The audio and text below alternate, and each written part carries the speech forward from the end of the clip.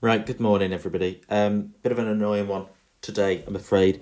I have already recorded this once, and then realised that I don't have any sound for it. So I've already done all the work, but I'll talk you through it as best I can. So, you've got this picture here that I've scribbled all over, so I'll get rid of it. This picture here, we've got a 6 sentence.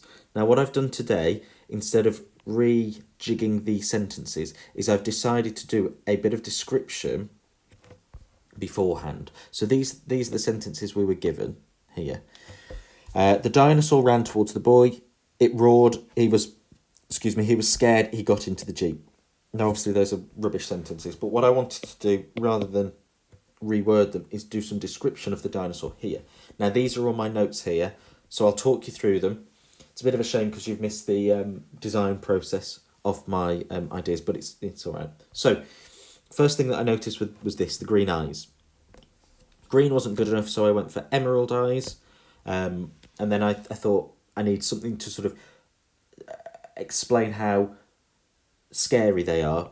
So piercing emerald eyes. So the idea of them piercing means they're looking directly into you, sort of nothing is distracting them. They're sort of targeted at you. Targeted would have been a good word, actually. Okay, so from the eyes, I then noticed on the picture here, you've got fangs. Okay, I've just realised you probably haven't seen much of the picture, so I'll leave it up. So you've got those fangs with the drool oozing off them, which is what I have gone for up here. So you've got drool oozing fangs, which is everything I've just said to you. The next thing were the veins on the side here that I noticed. So I've got those somewhere. They're veins, and I liked the word protruding. I can't remember whether I used it or not. Veins protruding from under the scaly, lizard-like skin. And if the veins are sort of popping out, it makes me think that the monster's getting ready to sort of attack, if that makes sense. So the blood's flowing, the adrenaline's pumping in the monster. He's pumped up and ready to fight. Needed to talk about the size, so I came up with the word towering. The roar, I used a simile for. The roar hit the boy like a brick wall is what I came up with. I don't talk about the feet at any point, but I thought maybe you could talk about the idea of causing mini earthquakes, which I sort of begin with. I changed the idea and begin with, but I said mini earthquakes is a bit weak. It doesn't really do a lot of description or descriptive work.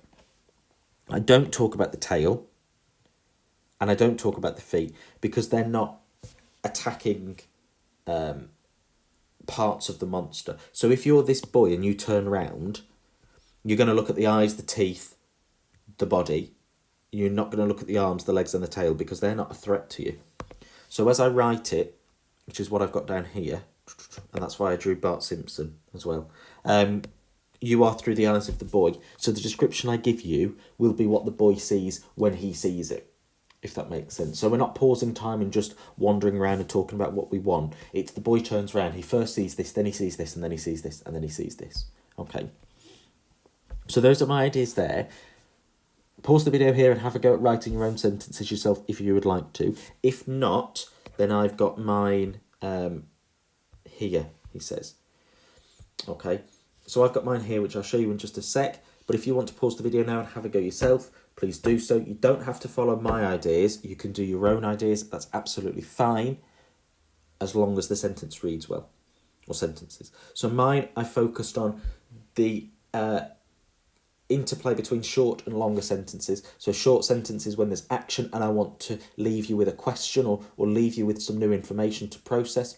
Longer sentences when there's lots of description going on, okay, which you will see. So I start off shorter sentences and I can read it in a sort of dramatic tone, and then we get into the longer sentences where it's that visceral is the word I use, the visceral stomach churning description of the monster. So there should be some words in there that are a little bit almost gross, I suppose, to hear, but that's what I want. I don't want it to be sunshine and fairies. It's a scary monster. Okay, so we'll zoom in. The beginning, as I've said, is the more dramatic side. The ending is the more descriptive side. This would fit in, as I've said, just before the monster running at the beast, the monster running at the boy. Okay, I do know I've whizzed through the sentence and I've whizzed through the picture, but I have already done this once, annoyingly. So I've done it once. So if you need to at any point, pause the video. Wherever you need to, pause the video, have a look at stuff and then carry on, because I've rattled very quickly. Okay. There it was again. A growling rumble like thunder. So you've got your simile there. Enough to shake the fillings out of your teeth. Again, you could call it a metaphor. Maybe it's not actually enough, but it's telling you how heavy it is, how sort of jittery and how much it makes you... Hope that came across funny on the video. The boy turned slowly around. He was met, quite to his shock, with a pair of piercing emerald green eyes staring back at him. So I've used the piercing emeralds there. The boy broke eye contact with the beast when something glistening caught his attention. The dinosaur was salivating at the sight of the boy. Thick, sticky globules of drool were catching the sunlight, shining like polished silver. It hung, suspended from teeth the size of the boy's arm. Okay, now, teeth the size of the boy's arm, you could say that's a metaphor, I could be exaggerating, or they could literally be the size. But the reason I chose the boy's arm was by putting the boy's arm in the same sentence as the teeth, it makes you think of the both of them interlinked. So if I said teeth the size of lampposts or letterboxes, it doesn't do any job for me. It just gives you an idea of the size. But saying it's the size of the boy's arm makes you link the ideas and almost makes you think of the fear from the boy.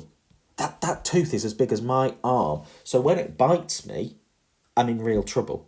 So I've already put the idea of those teeth next to that boy or attacking that boy in your mind by comparing the size of the two. Veins were popping out from under the thin, leathery, lizard-like skin of the beast. I used leathery because you know what leather feels like under your fingertips, and it's really important if you're doing description to try and ground your description in something something your reader knows. Okay, if you talk about it felt like a day on Mars, they don't know what that means, so you need to ground it in something the reader will go, oh, I know what leather feels like, so I know what the beast feels like. They were growing wider, pulsing and throbbing with blood as the monster prepared to pounce. Before the boy had time to process what he had seen, he was hit with such force that he hit his head on the dashboard. The beast had roared. An almighty roar that had made contact with the boy like a car making contact with a brick wall. Similarly there. The stench of the beast's breath was enough to curl the leaves on the surrounding trees. And again, that might be a bit of exaggeration, but it gives you the idea that it's not just smelly, it stinks. It's enough to make you gag. Okay. But again, going his smelly breath, his stinky breath doesn't do the job. It needs to literally curl leaves. That's how disgusting it is. Okay. So I'm really focusing on the character description there through the use of this like disgusting language. That's what I've tried to get across. Okay. As I've said, that would then fit. The next sentence would be the dinosaur ran at the boy drove off, blah, blah, blah, blah, blah. Okay. The other thing that I said in the video is, oh, there you go. I didn't know I could do that. I don't need to tell you it's a dinosaur because I've already done it. I don't need a sentence to say it was a dinosaur. It was a big T-Rex because I've used it there. The dinosaur was salivating. So I've sort of snuck it in almost. You now know it's a dinosaur without me having to waste the sentence going, by the way, it was a dinosaur. Okay. And it's all about doing that. So I call it, let's have a look. The beast. So I've got the beast. And then I think I call it the monster at some point. I call it the beast again. The beast. Do I call it a monster at any point? I don't know. And I've got the dinosaur there. You've got this idea of it being lizard-like there. So you've got lots of ideas of what sort of character it is. But then let me go through and just highlight for you. Or I'll put a circle around all the descriptive language. So you've got piercing emerald green. Thick sticky globules of drool. Catching the sunlight. Suspended from teeth the size of the boy's arm. Veins were popping out from under the thin, leathery skin of the beast. They were growing wider, pulsing and throbbing with blood. The beast had roared and wanted to make contact with the boy. That's not description, but it gives you an idea. The stench of the beast breath. So all of that giving you this image to build up in your mind. He was met with a pair of eyes you don't know what to picture. Everything I've highlighted or underlined or whatever there gives you an idea of narrowing down that picture that you would then draw in your mind. Okay, as I've said in the last time I did it, if you want to send me your sentences, I'd love to have a read through them and see what you're doing. I'm going to do literacy on Tuesday and Thursday because I really enjoy doing these, but I don't want to do them every day because I think they'll get a bit boring. So Tuesday and Thursday, and then Monday, Wednesday, Friday will still be Harry Potter. So you'll have 2 videos a day. Monday will be Harry Potter and maths. Tuesday will be literacy and maths, and so on and so on. Okay, so I will see you again for literacy on Thursday.